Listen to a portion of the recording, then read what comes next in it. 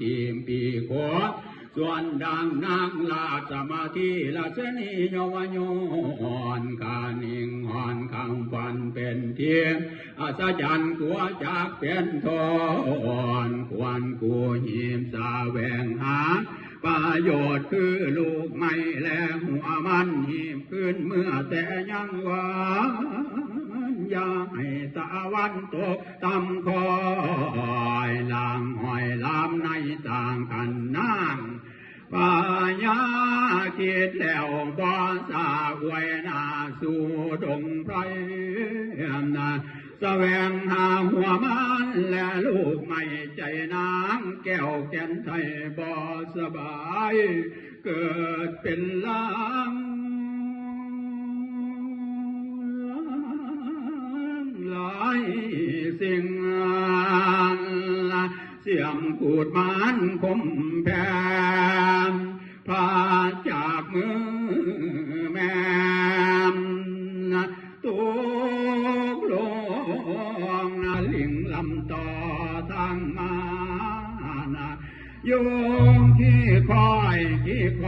ส่องอ่อนน้อยอยากลูกไม่แลนเขาไก่มาถามพร้อมพายาม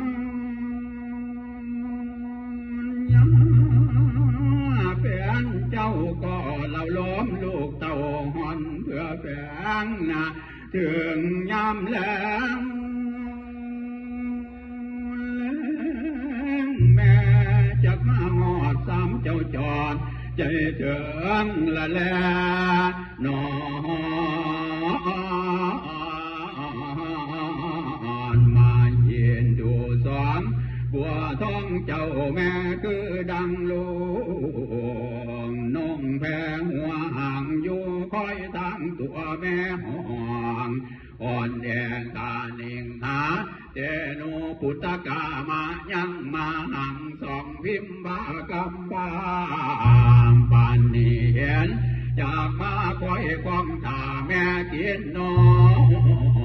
มเจ้าจิ้มก้มยอดซอยคือดังลูกงัวน้อยและลูกลาดสวงอันแม่ดื้อดวงดงมาหอดแลนซับสอดหลอดไปมานำอัญญาธาอันนั้นแลมีฉันได้ปานนี้นะสองน้องหวาน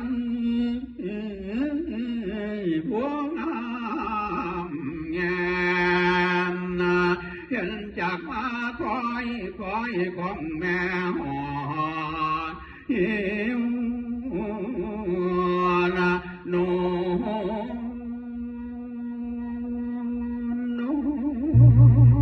ตาก็มีอุปไม่ไปดังนั้น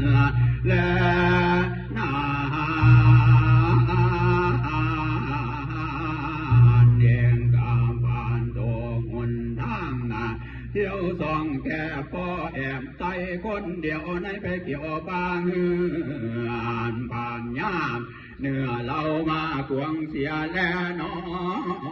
งกูควรนำนามาสกันไหววันดอมบาญาเนื้อเพื่อก่อทางนั้นน้ำจึงอาวรคำพิลาปมขาบเก่าเป็นคาถาวามมีคานามาตาลาชานุ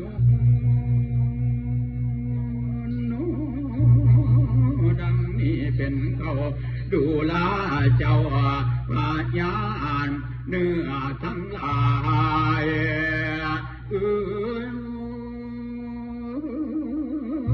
สวนองค์อาจธรรมชาติเป็นปัญญาเจ้าทั้งหลายจงเอดูโกนาแก่กาอันเป็นกำพาอยู่ไฟเขียวเจ้ากูจงให้หนทางเที่ยว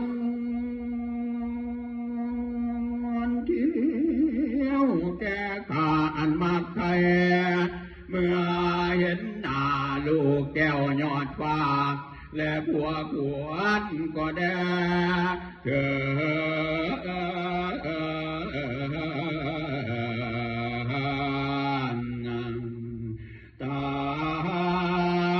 ามตาอู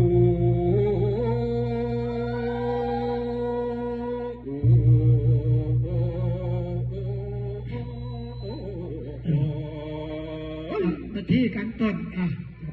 ต่อไปเป็นวิธีกันสองยายต่อยแม่ลำไยจุดธูป